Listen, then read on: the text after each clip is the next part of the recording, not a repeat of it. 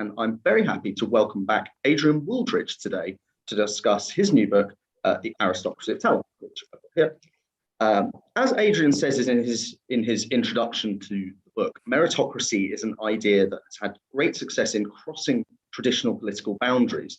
So not just Margaret Thatcher, Ronald Reagan, and Boris Johnson, but Bill Clinton, Tony Blair, and Xi Jinping have all sung the praises of a society where anyone can get on based on their own talent and effort. And the halls of our world-leading companies, as well as our governments, are full not just of slick and polished leaders, but the creme de la creme of our leading academic institutions, even if the likes of Bill Gates, Mark Zuckerberg, and Steve Jobs have the good sense not to bother graduating. But just as meritocracy has risen to be the dominant idea of the modern age, it's also faced an onslaught of criticism, not just from the traditional left, who see it as a betrayal of the principles of equality and solidarity, effectively telling the poor and downtrodden that they deserve their lot in life, but also with contemporary, what you might call social justice warriors, who regard meritocracy as an instrument of white power or a hall pass for entrenched social inequality. Just as interesting and trenchant have been the criticisms of some of those who are inside the meritocratic system. The Yale law professor, for example, who calls it a sham, or his Harvard contemporary, who calls it toxic. And their criticism is very much that meritocracy has gone from rewarding people based on their own abilities to a system for the already powerful and privileged to hand on that power and privilege to their children by gaming the system through buying educational privilege.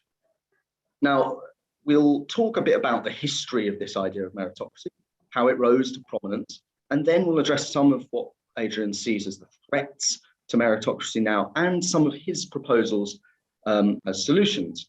Now, in terms of the structure of this event, the first 40 or so minutes will be me and Adrian having a discussion, and the last 20 minutes will be a Q&A with you guys in the audience.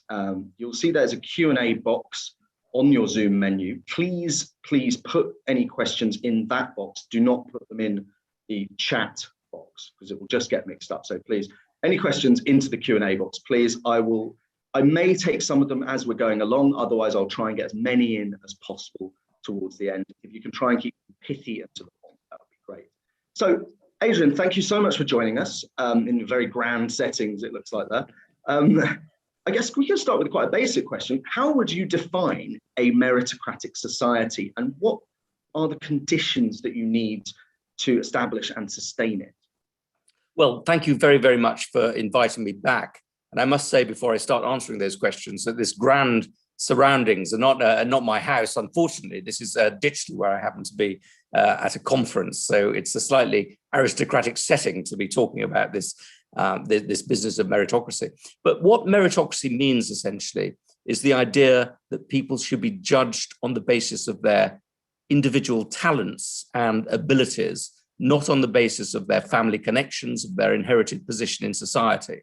That's the fundamental meaning. But I think meritocracy also means something a bit more than that, or it does now. And that is, it means some approximation of equality of opportunity. That in order to have a meritocratic society, you must make sure that everybody has a chance to compete and has a chance to get a basic education. So if we had a system in which you had perfect competition for all jobs, but the rich went to Eton and the poor got sent up chimneys at the age of 9, that wouldn't really be a meritocracy. So you must have some notion of a welfare state. And you might say, who on earth could be against that? It sounds like, you know, the very definition of decency and common sense. But in fact, for most of history, society has been organized on the basis of very, very different principles from individual ability. Yeah, and you mentioned that this, I think it's priority, degree, and place were very much the overriding ways that societies have organized themselves prior to meritocracy kind of taking their place. Do you think that there is in the West, let's say, in Europe, a moment or a decade or a century where meritocracy starts to establish itself, or is this a kind of gradual process over many, many centuries? Yes, I mean, before meritocracy, society was organized on the basis of inherited positions. The idea which you see stated brilliantly in Shakespeare is that people should inherit their positions, and that if they stop inheriting their positions and get their positions on the basis of effort or ambition, then everything will fall apart. That the social order is a reflection of the divine order, and that is an order which is predetermined and in which you inherit your positions. Also, the guiding institution in society is the family or the dynasty. So people take their place because of where they're born and who their parents are. That's what we see at the moment with the monarchy, which is a holdover from this feudal society. But before the modern period, this was a sort of a universal principle. So the idea of meritocracy, I think, is one of the great revolutionary ideas in human history. And what my book is really a history book, and it's an attempt to chart how we got from the old society of priority, degree, and place to the new society of individual ability and merit. And we take this so much for granted that, you know, people should get positions on the basis of merit, that we forget that this was a great intellectual revolution, a fundamental intellectual revolution, as fundamental as the rise of democracy or the rise of liberalism or the rise of capitalism. And I think that this is an idea which has both a long history and a short history. It has a long history in the sense that Plato in the Republic envisages a world based on merit, in which you have three classes of people, the gold, the silver, and the bronze. And the position is based not on inheritance, but on your abilities, on your capacity to be a wise philosopher and a ruler. And Plato says that people may be born, gold people may be born in any class. That's a revolutionary idea. It says you have to look at the whole of society for these gold people. And they might be born in any gender. He says that women might be just as good at being guardians as men. So he has this extraordinary radical idea. And of course, it's a book. It's a blueprint, but it's also something that has a lot of influence on people's behavior. So you constantly, you know, get a rediscovery of Plato and an attempt to create a Platonic opportunity-based society. You have it in the Renaissance. You have it again in the 19th century, the middle 19th century, when people are saying, let's create Plato's idea of philosopher kings. So that's one stream. A second stream is what you get really through the church and a little bit through the state, is that you must select a certain number of people who can do the jobs of the world, which is running the church or running the state or running big feudal landed estates. You need ability to be able to do that. So there's a sort of attempt to pick people out on the basis of their abilities. And you have schools like Winchester and Eton, which are, you know, designed specifically to select bright, clever, you know, poor people and put them in the service of the legal system of the state and of the church. And of course, this is a time when the church is a celibate organization. So the church has to keep recruiting people in from outside to fill its ranks. And finally, over in the East, you have China, which is the first country to create a mass sort of meritocratic system. China is invents the idea of mass examinations and invents the idea that society should really be run by a Confucian elite. So whereas Plato has this as a theory, China is putting it into practice from the early Middle Ages onwards. So at the time when Britain is being run by people with names like Eric Bloodaxe, China is being run by Confucian Mandarin scholars who are chosen by their ability to write elegant poems. And at its height, the Chinese examination system is testing about 10% of the population of China every year for potential Confucian scholars. So it's a massive, massive examination system. So those are the origins of the long-term origins of this idea. In the shorter term, it's these three great revolutions which really create the modern meritocracy. The American Revolution, the French Revolution, and the English Gladstonian Liberal Revolution, all of which are designed to replace the old landed aristocracy with what the revolutionaries regarded as a true aristocracy of ability, virtue, and talents. Yeah, and you discussed as well that the nature of the British aristocracy changed quite profoundly in the middle of the 19th century. They become much more kind of public spirited and less dilettantish and so on. Do you think that, from reading the various societies that have embraced meritocracy, would you say that from a historical point of view, meritocracy is a sine qua non for success.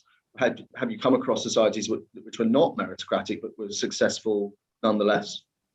That's a very penetrating question, if I may say, a very difficult question, because if you look at Britain before it had its meritocratic reforms in the 18th century, in some ways it was pretty successful. I mean, it created an empire, it created a very mighty naval force, one of the world's greatest naval powers.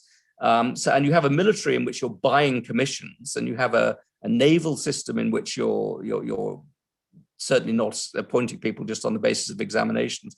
So you could have a successful society before meritocracy, but that was in a world where you had very limited information about people, and a world in which you had very little, very poor transport, very poor communication. So it was very difficult for the state to monitor its subjects. So what you have, is very direct incentives in the army. Your way to make a fortune was to kill the enemy. Then you could keep the prize money of doing it. So you might buy commissions, but you also, you bought the commissions because you thought that you could get the plunder of war. The same with the naval system. So there were very direct systems of incentives. But I think once you get a modern society, which has sophisticated information and which governs fairly coherent bodies of land, then meritocracy becomes a sine qua non. You do have to have it. So every country in the world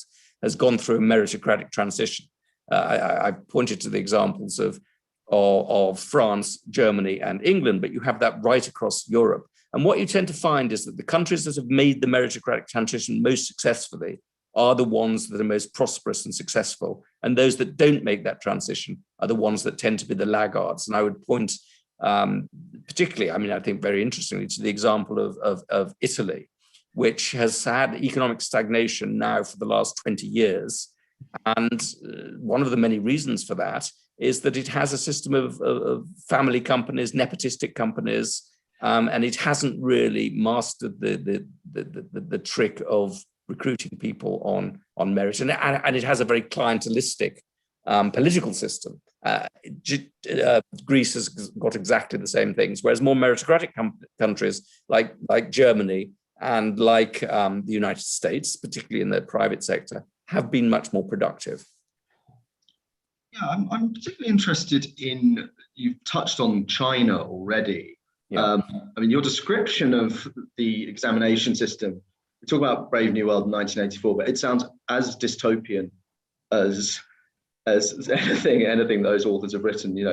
People go in their 80s still trying to pass these exams and so on. The Chinese system is extraordinary. It's partly that, if you could pass the examinations, your position in life was completely transformed. You became the equivalent of a nobleman. You became an advisor to the emperor. You became somebody that people bowed down to in the street. You became a really successful person. And as I say, you're testing 10% of the population.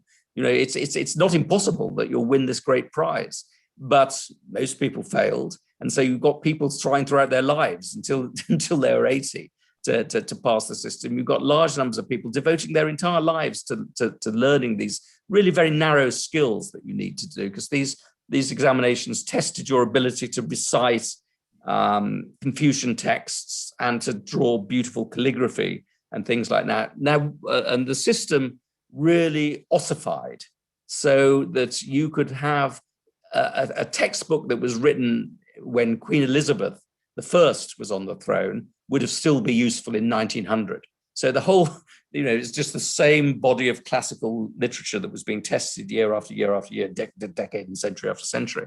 And so that really cut off China, the Chinese meritocracy, from modernity. Meritocracy became an enemy of modernity. And what is happening now in China, which is then the system collapsed. In 1905, it's abolished. For a long time under Mao Zedong, you got an extreme form of egalitarianism, which abolished all forms of examinations. What the Chinese state now is doing is reinventing this meritocratic Mandarin examination system. But this time, it's focused on engineering, science, technology, modern subjects.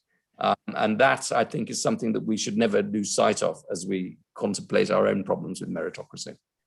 Do you think that the way that Chinese have gone about it is particular to China, or is there something in the idea that a successful meritocracy is inherently illiberal, in the sense that it's very standardized, very conformist, everyone does exactly the same thing? That, to me, seems to jar with the idea of a kind of multifaceted democratic society. I just wonder what you think about that. I think it depends how you administer the tests. And I think in a successful meritocratic system, you move away from tests that are just designed to test ability or knowledge in a very tick box way to more sophisticated tests which reward creative thought. But it's certainly a potential problem with meritocracy. There are many potential problems with meritocracy. That is one of them. But I would say that I think meritocracy can be a tool of different sorts of societies. It can be a tool of liberalism and democracy, and that's what it has mostly been in the West, or it can be a tool of autocracy, and that is what it is in China now. And I think that if we abandon meritocracy or loosen our faith in meritocracy at the time when the Chinese are intensifying their commitment to meritocracy, meritocracy will be a tool of autocratic future. But yes, there are many dystopian dangers involved in meritocracy, and it's no accident that many of the most terrifying versions of dystopia have been, advanced meritocracies, of which Brave New World is the classic example. Yeah, I mean, that brings us quite neatly to the next sort of little section of our discussion, which is really, we've talked a lot already about kind of meritocracy being one thing or the other, but I just want to get into the actual idea of what merit is in your view, because a lot of in the book, it seems synonymous with academic ability, high IQs. You have a lot of very interesting stuff about IQ testing, for example.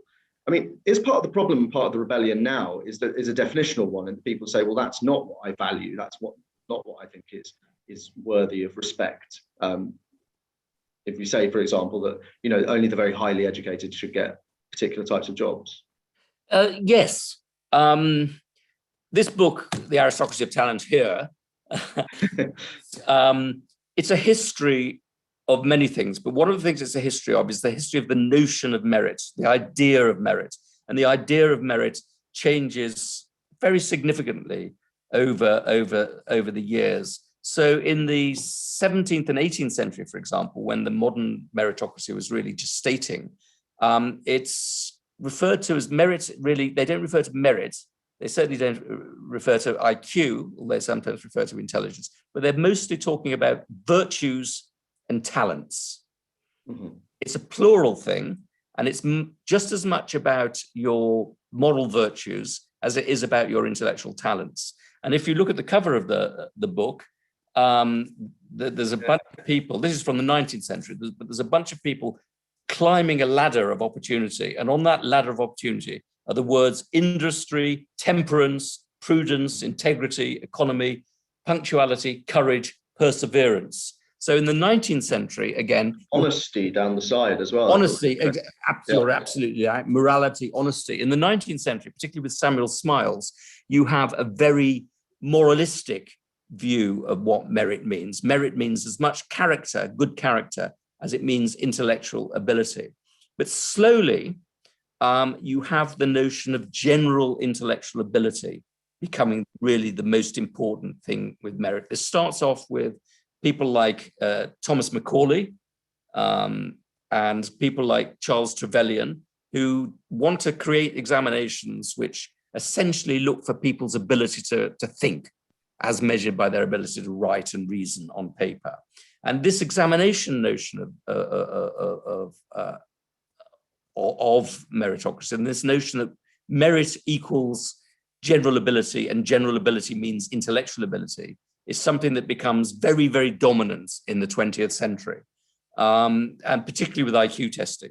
So Macaulay is talking about general ability. Then you have this notion that there are tests, IQ tests, which can measure general ability.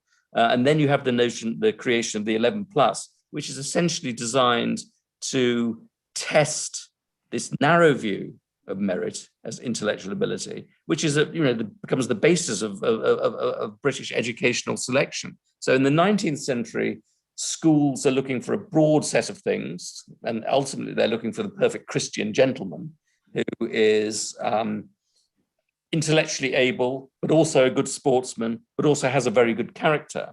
By the mid-20th century, you're not quite fetishizing, but you're really focused on intellectual ability, because that is regarded as what should be the key to education. Because what is education but giving the right opportunities and training to people on the basis of their intellectual ability. Now, I feel very emotionally tugged in two directions by this, because on the one hand, I like the clarity of IQ testing, and I like the fact that you're looking for a single quality, and it's very difficult to game the system. If you start saying we want good chaps, we want good rugby players, we want good flute players, you create a system that can easily be gamed by very privileged people. On the other hand, I think this system that identifies merit purely with intellectual ability and is blind to questions of character and morality opens the door to, terrible people, as we've seen with the rise of this sort of intellectually able sort of financial elite who don't care about anything other than making money, and who don't care about, and they're worse, make money in very crude and immoral ways. So what you need to do, I think, is sift people for their ability to learn, but also make sure that the educational system devotes a significant amount of time and effort to developing character, and also that this new meritocratic elite is that it didn't do everything all on its own, that it's not, that if you're born clever, then you're lucky, and you need to give something back. Yeah, I'm interested in what you said there about the elite knowing they do it on their own. And one of the things that I think is concerning about what you sketch out is that we're really producing a production line of very similar people with very similar outlooks. And there's a bit of kind of literature now about how that's very bad for decision making. I wonder what you think about that, about the need to, not just to value different skills, but to get people with different backgrounds and different perspectives on things. Absolutely. Different ways. Absolutely. As I say, I'm very divided about this. And, on the one hand, I'm worried about a system that can be gamed and the use of very vague criteria of promotion, which middle-class people manipulate to their own benefit. On the other hand, I'm very worried about the narrowness of the whole system that fetishizes IQ above everything else. And I think there are several problems. Two of the most important you've pointed to. One is that you have an elite of very like-minded people who all basically praise each other. And you need to, and that anybody who doesn't get into that elite feels that they've failed. And I think it's very important to value different sorts of skills, and not to have a system of selection by elimination, but to have a system of selection by differentiation. Yeah. People with different skills, seeing different ladders to success. On the cover of my book, there's one ladder. There should be many ladders. And if you look at the 1944, when the 11 plus was first introduced into Britain, you were supposed to have, different schools, the modern schools, but also technical schools and also grammar schools. And that whole technical stream has been eliminated in Britain. It's disappeared.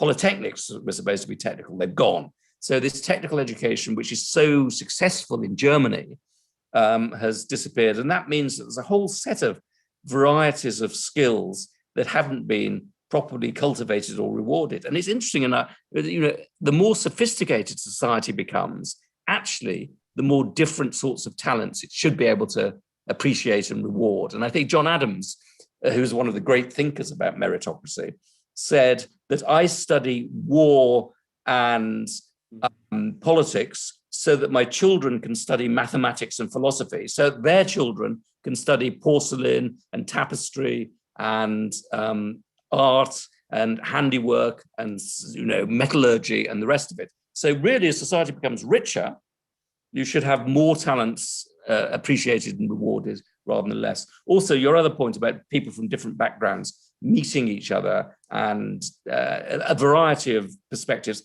that's absolutely true. I 100% agree with that.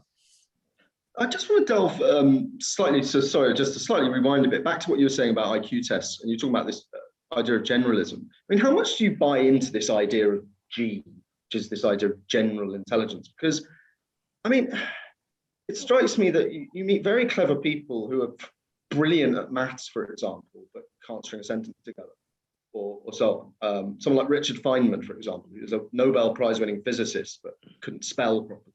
You know, does it? Sure, I think that there is a wide variety of different types of intellectual ability. I do, however, think that there's a massive academic research on this, and it does tend to show that people who have very high IQs do tend to be quite good at a wide range of mental operations. And I think that matters, and finding such people matters. So the whole IQ tradition shouldn't be junked because it had certain people abused it. Because I think that one of the keys to productivity increases at the moment in the modern high-tech economy is very able people. And very able people can make huge contributions to productivity growth. So if you look at the tech sector, I've got many problems with the tech sector, but it has improved productivity to an extraordinary degree. And that whole thing has been driven, as Bill Gates says, tech is an IQ business. And that has produced, but we need to be able to harness those abilities, but also appreciate other and different kinds of abilities. And I've said it, but I'll say it again, that productivity improvements do ultimately mean that as society gets richer, it can reward a wider variety of different skills and abilities. Yeah, that brings it. Well, that was going to be my next question was, I mean, how in your conclusion, you strike a slightly gloomy tone about the state we're in. I mean, are we doing that badly? I mean, we have a society where people of all sorts of different talents can get on in life. When you mentioned there's a guy who earns $200,000 a year eating hot dogs, which is sure. But I mean, are we in the West doing particularly badly? It strikes me that if there are failings with the meritocratic system, then on the one hand, there are also lots of opportunities that didn't exist for previous generations. The things are getting better, I think, but they're not getting better fast enough. We have two big problems in the West. One is that productivity growth is very slow, and productivity growth has been slowing down since the 1960s. We had a brief blip with productivity growth in the late 1990s, but again, it seems to have settled down. And once you have a low productivity growth society, you have basically people competing for each other for a pie that is getting bigger, but getting bigger too slowly. So you tend to get people angry and disagreeing with each other and competing in a very negative way. And secondly, what you have is that social mobility has slowed down. We have lower social mobility than we had in the 1950s and 60s. And you have really what I would call a sort of calcification of society, that successful people tend to produce children who inherit their positions, and unsuccessful people tend to be trapped at the bottom of society. And one reason why we've had these big populist rebellions, most obviously with Trump, certainly also with Brexit, but also almost perpetual rebellion in France, is that people feel that society is stagnant and that they don't have an opportunity to get ahead. And I think in order to have that opportunity to get ahead, you need higher productivity. We need to invigorate the economy, which I think meritocracy will do in the long term. But you also need to have a different and much more rigorous educational system. Yeah, I mean, I was going to come on to education. I think there's a couple of things I want to ask. One is, I'm not sure maybe I need to read the book again. I'm not sure exactly where you stand on this question of grammar schools, because you seem to be in sort of two minds on it. In the one hand, it was a very good engine for certain people to get out of modest circumstances into the professional classes. But on the other, it left a lot of people behind with an exam that they did at 11 years old. I mean, but where do you stand on that now? Well, let me say that I'm in two minds, because there were two versions of grammar schools, in the sense that they were very good for people who passed the 11 plus and very bad for people who didn't pass the 11 plus, that you separated society into sheep and goats. And you did that very early on the basis of a system which was distorted in various ways. So it was geographically distorted. So you had many more places for grammar schools in Wales, let's say, than you did in the rapidly growing suburbs of London. So it was, opportunity was a lottery to some extent. But also the biggest reason why it was distorted was that you didn't have technical schools. You didn't have this other third type of school which offered opportunities for people who were vocationally oriented, who wanted to have apprenticeships. And Germany, which has a system of selection, also had apprenticeships and also had technical schools, which were very popular and very high status. So I think that the problem with educational selection in this country is it's become fixated on the idea of going back to the grammar school system with all its disadvantages. What we need to do is to go forward to a much more variegated system. I think it's true that selective schools, academic schools, can have a very radical impact on people's lives, on the lives of poorer people, because it takes them off into a new world and gives them an environment in which intellectual success is valued and can flourish. But we need lots and lots of different academically oriented schools, lots and lots of different technically oriented schools, not just one examination at one point, but schools that are all competing for students, looking for students, and are willing to use objective tests if they can get the right sort of students. So I would say I'm in favor of selection. I'm in favor of using objective tests to select people early on for those schools. And I say that because our system at the moment is one that is overwhelmingly biased towards the privileged. It's biased towards people who can buy educational opportunities for their children through private education, but also who can buy it through moving to the right areas. And what we don't have is a system which rigorously looks for ability right throughout society and gives it the opportunities that it deserves. Although the history of academies is a very encouraging one. There are schools. There's now a school in the East End of London, heavily minority school in a very poor area of London, which gets more children into school into Oxbridge than Eton does. So we are beginning to create these schools, but only after a terrible period in which homogenization of supply of schools was regarded as the best way to go. People are different. They don't need homogenous products. They need differentiated products that are linked to their aptitudes, abilities, and the future generation destinations that they want to attain. Yeah, I was going to say, I think a lot of what comes out from that is that it's not sorting people into good and bad in the way. No, absolutely not. Like, what are you good at?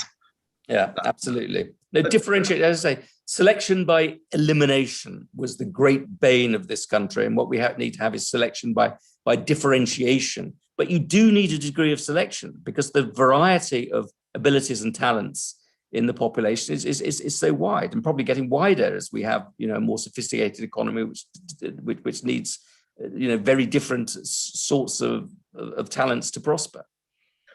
And we talked about sort of secondary education there, but one of the things you talk about towards the end of your book is that actually for a lot of children, the die is almost cast from a very young age, where they're not getting preschool education, Absolutely. They're not hearing as many words at home. How do you resolve I don't know if it's a tension maybe between the state getting really involved in someone's family life from a very young age and the fact that a lot of children are basically left to kind of sink because of their...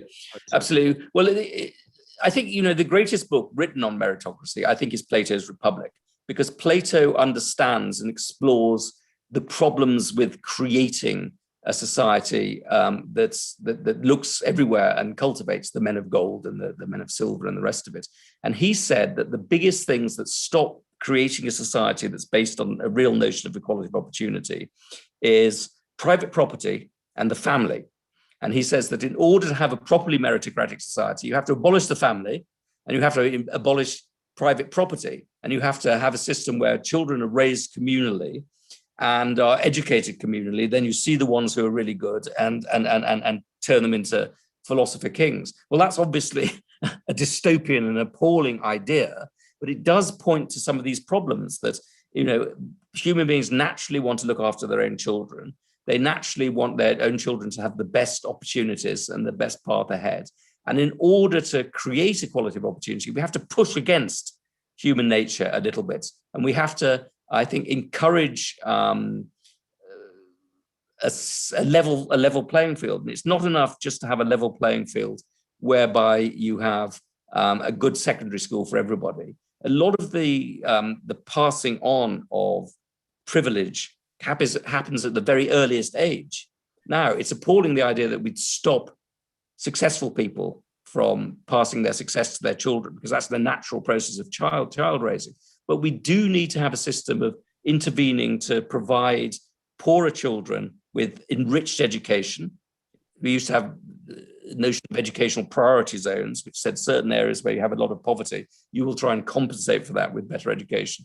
But also in Rhode Island, they have a system, they've introduced a system whereby poorer people are encouraged to emphasize the importance of speaking to their children. And they've been offered devices, electronic devices, which tell them how many words they're talking to their children. So you have a lot of poor people are very aspirational. You know, they want their children to do as well as possible. They just don't see that there's a connection between that talking to your child a lot and it being funded, in the end, very successful educationally. So this is to try and drive home that point, talk to the child as much as possible. So I thought that sort of intervention. Now, also one more point, in Israel, they have a very elite part of the IDF, which is basically getting into this elite force is the equivalent of going to the best university in the world. And you actually had now Google and other companies just recruiting people straight from this university and this from this unit. And this unit has started going around actually watching people in amusement arcades, seeing the kids who get fantastic scores. You know, they may be doing really badly at school. They may be dropouts of school, but they're fantastic at these machines, and saying, well, wait a minute, these people are cognitively extremely gifted. We need to get hold of them to recruit them for our school. So we need to have a very broad attempt using a full range of technological skills to spread opportunity broadly around society.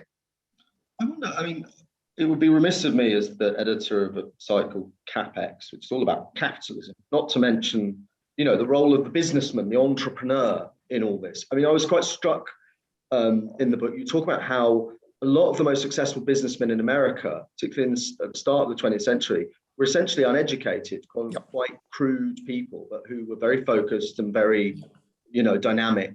I mean, what do you think the role of the entrepreneur is in this meritocratic system? Well, firstly, I think the entrepreneur is an absolutely key figure in. I agree with Schumpeter that the entrepreneur is a key figure in creating prosperity, because they seek out universal, but they seek out opportunities and turn those opportunities into new productive systems. So big leaps in productivity gain have been the work of individually gifted people. And if you look at people like Rockefeller and Carnegie, they weren't educated. They were incredibly talented intellectually and you know, in terms of business acumen, but they weren't people who'd been to university. And they, you know, Rockefeller founded universities. He didn't go to university. And now you have a business class that almost uniformly consists of people who went to university, quite often who've got MBAs, and quite often who studied very, very demanding technical subjects. That's obviously true in the IT sector. You have a few university dropouts, but they dropped out just because they got to the end of what they could learn at universities. You know, they were cleverer than their teachers. But I do think we've lost something in that, in valuing this one sort of cognitive ability. There are other business skills, other business sorts of acumens, which we need to look out for. And the old system whereby you could get to the top of a company from the shop floor, you could go in and rise from the shop floor, is something that we're losing at the moment, probably more in the Anglo-Saxon world than you have in Germany, let's say. You know, this obsession with MBAs can have a downside. There are companies that still promote people for that. McDonald's is a classic example of a company that I think you have to start off at the very, very, very bottom. But again, I do think that high degrees of IQ do hold the key to big productivity gains, but we mustn't allow this to blind us to other sorts of ability. And ultimately, a lot of what business is about is about organizational skills. Yeah. This brings me, I mean, you've kind of answered this question, but I'm going to come on to the Q&A bit of our discussion now. My first question is from Baroness Tina Stahl, who says, right. First she says she has bought the book, but not yet read it, so that's nice. That's all I care about. Yeah. She says that there's a critical lack of diversity at the top of business, politics, or the public sector. Very few people who started on the shop floor and have risen through the ranks. Do you think that able people who are technically educated and not university grads can also be leaders? I suspect I know the answer. Well, I think that they can be leaders, but I would say that there's even an educational meritocracy, if it's properly implemented and conceived, does lead to a greater diversity of backgrounds. I think if we had the system which I outlined, whereby you're selecting people on the basis of intellectual promise and making a real attempt to get people on the basis of intellectual promise, then you would have more people from Northumberland, let's say, or more people from Wales in the London-based elite that we have at the moment. You know, we're sampling a very narrow range of the talents, intellectual talents that are available to us, and we do have an elite which has become self-perpetuating. And in the great days of the sort of faith in meritocracy, if I argue in my book that there was a sort of great meritocratic moment in Britain that came after 1945.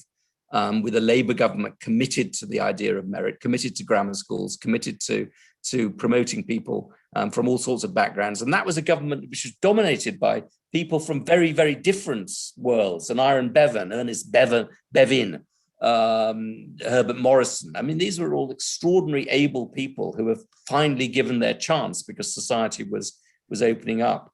So you moved from the 1920s and 30s, where you had a very narrow elite running Britain, to a much broader based elite running Britain. And I'd like to see that again, but I agree with the Baroness that we must recognize that there are different types of talent. What really annoys me is the idea that everybody should have prizes, that the talent doesn't matter, that everybody is fundamentally equal. I think we have to recognize that talent matters and that talent takes diverse forms.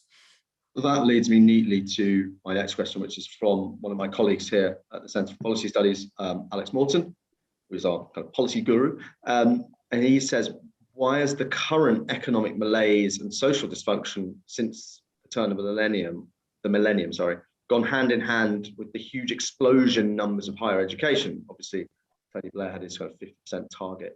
Does that suggest that something is wrong with higher education? Well, I think that this is where I would say that we have overexpanded higher education, and we have large numbers of people who aren't particularly academically oriented doing university degrees because that's the thing that you do. And we've also had a vast expansion of subjects which don't add any intellectual value to the world. Let's call them, the critical theory subjects. These are not subjects which train you in anything that matters, and they probably spread an attitude to the world which is rather negative. However, you do, on the other hand, have some of the best science in the world being done in Britain. You have some of the best universities in the world, some of the best technical universities in the world. I would change the nature of universities a bit, and I think Warwick is an interesting example of a university that's done incredibly well in cultivating a practical side, in the study of batteries and the study of automotive technology and the rest of it. So we should have a more sort of Warwicks of that sort. And the other thing is, I think we need non-university institutions, technical colleges, apprenticeships, vocational colleges in which people can work academically some of the week and work for companies the rest of the week. So we took one particular model of the university, which is the elite, theoretical, non-practical, and we tried to take it from dealing with 2% of the population to dealing with 50% of the population, and that was a mistake of imagination, and something that this government, I think, will address. It certainly needs to address. It's funny you mentioned Warwick, because my next question comes from I think an academic at Warwick Law School, and he asks whether you think, he says one of the points might be that in the 18th century, so this is more of on the history of meritocracy, Yeah. Western European parliamentary states, ministers began to take advice from non-aristocratic advisors. Yep. He cites Pitt the Younger and Adam Smith. Yep. It's a good example. He says, I wonder if you'd be willing to speak in more detail as to why that might happen. Well, I mean, it doesn't just happen in the 18th century. I mean, it happens much earlier than that. So if we go back to the Tudor period, you have both Thomas Cromwell and Cardinal Wolsey, who have both come from, the lower classes and are both administrative geniuses, and who helped to create the nexus of the nucleus of the modern state. So as I tried to say earlier, there was a system from the early Middle Ages onwards, which I dub in my book, sponsored mobility. I should say, John does mention that in his question. I just shortened it. Yeah. Okay, you have a system of sponsored mobility. Yeah. Yeah. Whereby the elites see that, wait a minute, I've got to run the country. I've got to run my estates. I need able people to do that. So I'll create these able people. I will look for them. I'll see them amongst my own workers. So there's a process of selecting these people. And in the church, you have the same thing going on. And you have a system of creating schools which are designed to create these sort of people. Winchester was an obvious example of this. It was decided to provide clever boys to run the church and the state, particularly the legal aspect of the state. And you do have this system of sponsored mobility. But what these people were a minority. They're essentially well treated servants. They're a minority whose role is to make the life of the aristocrats and the life of the kings more comfortable. And what's the revolution with meritocracy is that you start saying that we don't just need to pick up a few people to do this administrative tidying, but we actually need to have everybody allocated on the basis of their individual abilities, individual merits. So we're not just they're not just servants, everybody, apart from the king or say, does these examinations. We don't yet have examinations for kingship, although we might one day have that. Another question from an anonymous, which I think is a very good one, actually. We talked a lot about getting on at the start of life, but one of the big barriers, what do you think about the kind of structural barriers in mid-career, particularly for women who choose to have children and then kind of drop out of the workforce? And how do you see, because that is kind of anti-meritocratic. You can have extremely able women who are basically faced with the choice of either having a family or having a career, and it's very hard to then resume where you left off. Yeah, I mean, I think that is a genuinely serious problem. And it's also a perverse problem to have, in a sense that we're living longer. And so the amount of time that you have to take off as a proportion of your career for childcare and child rearing is smaller than it used to be. But I also think we need to be cautious about saying that you'll only have a meritocracy if you have exact representation within elite positions of different genders, because some people might have chosen to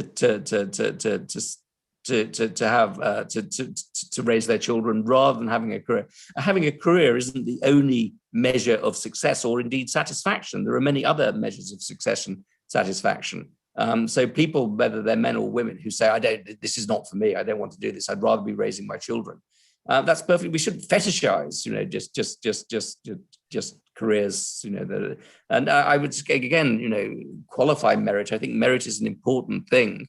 And it's a condition of an economically productive society, and also to some extent a socially just society, that we have,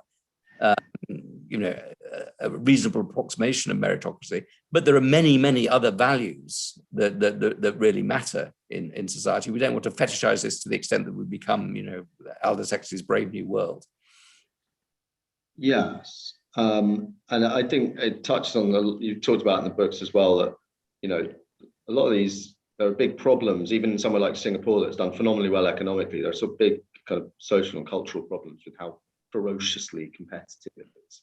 Yeah, R.H. Tawney once said that we're not all elbows. And there is a notion that these societies are all elbows. Everybody's elbowing everybody out of the way.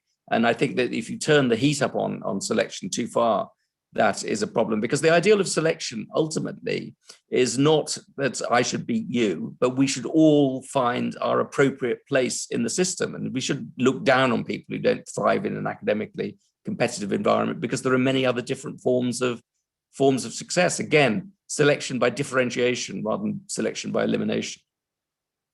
Sure. A related question, and one that comes back to our previous discussion about IQ and testing is, and another anonymous, I'm afraid I don't have the name, asks, surely any society based on intellectual merit will always have an element of hereditary privilege, given that bright parents will likely have bright children. I mean, that's a slightly contentious thing, isn't it? Because some of the research on this suggests it's true to a degree, but it only accounts for a certain amount of a child's abilities. I would say the opposite is true. First of all, I'd say that genes only account for a certain amount of your ability. But secondly, there's this genetic phenomenon called regression to the mean, whereas it tends to be the case that intellectually successful parents will have slightly less intellectually successful children, just as tall parents have, on average, slightly shorter children than themselves, or if you had tall people getting taller children, you'd have people getting taller and taller and taller and taller. And you know that you basically have a process of regression to the mean if you have very tall parents. And I think that the interesting thing about the genetics of this is, if we had a system whereby social privileges could be passed on in an unmediated form to children, it would always be the case that highly educated people would be able to pass on would be able to create highly educated children. But in fact, genetics is much more variable than that. You have lots of highly able people who have less able children, or even children who aren't academically disposed at all. Genetics is the sort of unpredictable thing in all of this. There's a high level of unpredictability. So I would say that genetics, and this is, I mean, Plato said it, although he wasn't basing it on science, he was basing it on personal observation, that he says what's extraordinary is that poor people have children with extraordinary intellectual abilities, and rich people who've had all the privileges in life have children without those abilities, or children who become drunkards, or children who just don't put in any work. So I think the more we base things on natural ability, the more we will have a perpetual system of social mobility. Okay. I have another question from my colleague Alex, which is slightly similar to my one about the entrepreneurs and their role. We talked about how they're important, but he asks, is capitalism, like a market economy, not a better meritocracy than academic credentialism? Sure. Wait a minute. First of all, I should say I'm not purely arguing for academic credentialism. I'm arguing for a differentiated system of which academic credentials and abilities is one important thing that we need to measure for. But I mean, this is the point of Hayek. Hayek said that there is no, Hayek was very much against the idea of meritocracy, because he said it's really the market that values skills and abilities, and effectively, and the market will always value different skills and different abilities in different ways according to how demand manifests itself in society. So there's no hierarchy of merit. There's just a perpetual play of market forces. I would say there are two problems with Hayek's position. One is that we're talking about allocating opportunities here. And what we're trying to do is match abilities with opportunities, particularly for young children. And we don't know how those children are going to do in the markets. And I don't think just selling education opportunities to children, regardless of their abilities, is the right way to go here. So we're dealing with the allocation of a particular and strange sort of resource, which is educational opportunity to young people.